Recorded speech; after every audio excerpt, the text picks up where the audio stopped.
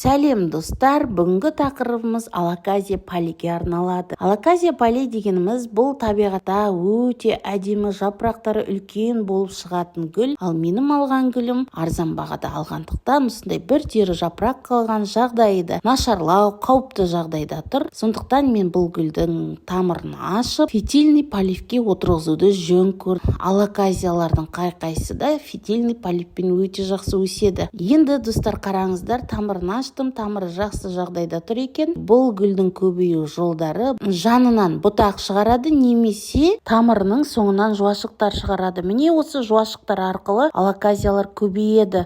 Қалай көбейеді, қалай өсіру керек, оның құпияларын видеоның соңғы жағында көрсететін боламын. Қараңыздар достар, енді мен бұл гүлді фитильный поливке отырғызамын. Фитильный поливке арналған қазіргі кезде арнайы шелектер бар. Фитильный полив көбінесе бір кірпияз гүлдер болады ғой, міне соларға өте жақсы, судың деңгейін бір қалыпты ұстап тұрады. Поливке отырғызу үшін біздерде міндетті түрде дренаж болу керек. Астына дренаж себеміз, одан кейін топырақтарымызды дайындап аламыз да сол дайын болған топыраққа гүлімізді орналастырамыз. Гүлдің тамыры астындағы жіпке өте жақын тұру керек, өйткені гүл шөлдеген кезде өзінің бойына осы жіп арқылы қажетті ылғалын, яғни суын тартып алып тұрады. Гүліміз әбден дайын болып, яғни топырақтарын салып болғаннан кейін үстіне мол қылып суын құямыз. Ол су бүткіл топырақты қамтып өтіп, манағы жіп арқылы төменге қарай ағып өтуі керек. Және де толықтырып астына да су құямыз. Сонда міне гүл өзіне үнемі қажетті суын алып отырады.